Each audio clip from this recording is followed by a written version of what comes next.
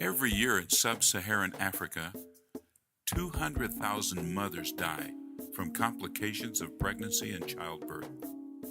Every day, 16 mothers die in the tiny nation of Uganda. A mother's death is a tragedy that affects families, communities, and nations.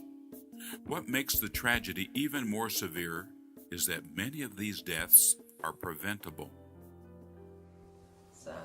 When you don't have money, because these midwives, some of them, they need some money. You know, when you go there and you don't know anyone, you have to give them some money that help me out, you know. But when you don't know anyone, it is not easy. It is very difficult. It is too painful. You have to be on the line. Even if you are due before the other people, you have to wait, because there are people who have paid. So you have to wait in your pains. You have to wait there. So it's not easy. It's so painful when you don't have. I got pregnant when I was in high school. So after some time in May 2013, I went to the government hospital for delivery.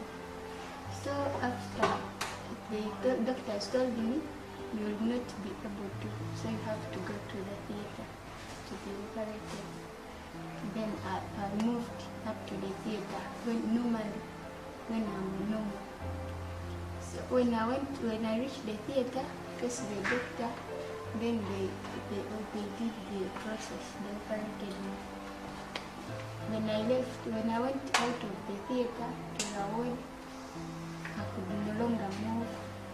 The legs were paralyzed and I can't feel anything from there.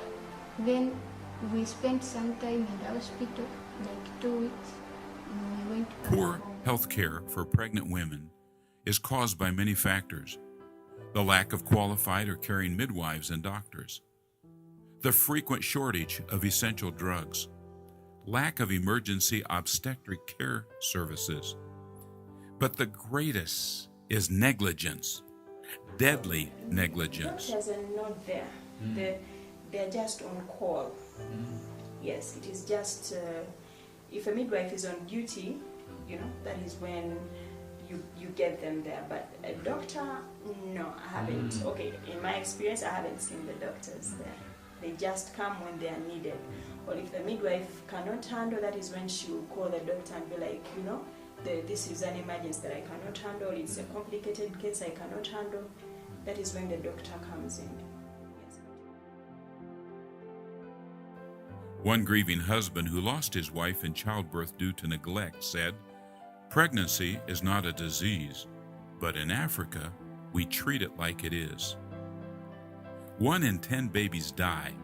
1 in 200 births results in the death of the mother. Next Generation Ministry has an end goal of changed lives. History proves that our efforts result in changed lives. The fruit of our work grows on other people's trees. The Women's Clinic is going to provide one more opportunity to change lives. You should join us. The baby was born. Unfortunately, that child only stayed around for 90 minutes. I was surprised. I thought everything would be okay. It was a horrible experience for the mother because not only did she lose her baby, but she didn't know about it for I'm sure a day or two. They buried the baby that day. We had a team here from Oklahoma, and they were on their way back to the airport in order to fly back to the United States. But they delayed so that they could actually go to the burial. The mother was still recovering from the surgery. She was put back in the maternity ward with mothers who were nursing babies and taking care of babies, and she was just asking, "Where's my baby, my baby, my baby?" But unfortunately, the baby didn't survive, and we almost lost her too.